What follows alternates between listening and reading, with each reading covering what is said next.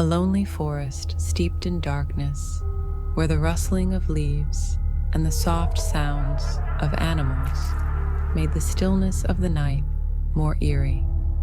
In the middle of this forest was an old, dilapidated house. It was said that this house was a hideout, but no one dared to know the truth. In the dead of night, a young photographer, Mark, arrives at the scene with his team. He had come to take photographs of the wildlife, but was strictly forbidden by the local villagers.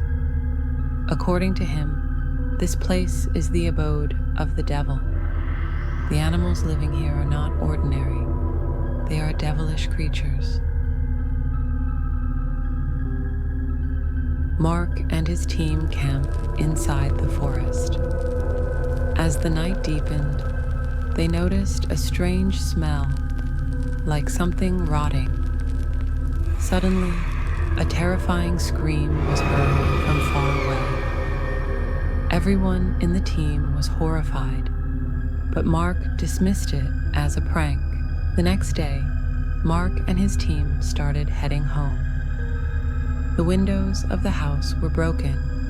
There were strange marks on the walls, like the claw marks of an animal. His steps froze as he entered. In the center of the room swung a blood-stained ceiling with black icons on it. Animals living in the forest were not really common. Their claws were unusually large and sharp, and their eyes were as red as burning fire. As soon as the sun set, the animals started gathering around the house. Their screams echoed inside the house. In the dead of night, Faraz, a member of Mark team, suddenly disappears. Mark tries to find his, but hears Faraz screaming behind a tree.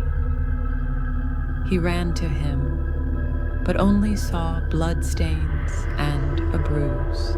As Mark returned inside the house, he saw the rest of his team trembling with fear. Words in blood began to appear on the inner walls of the house. "Get out of here, or you'll all perish." Suddenly, the doors of the house closed automatically. The demonic beasts peered through the windows, and their roars grew louder. Mark and his team tried to run for their lives, but the doors of the house were locked once again. In the morning, the villagers approached the house. All they find is a camera, the last image of which is of a terrifying ghost inside the house. Mark and his team were never found. It is said that the house and the forest are still the same today,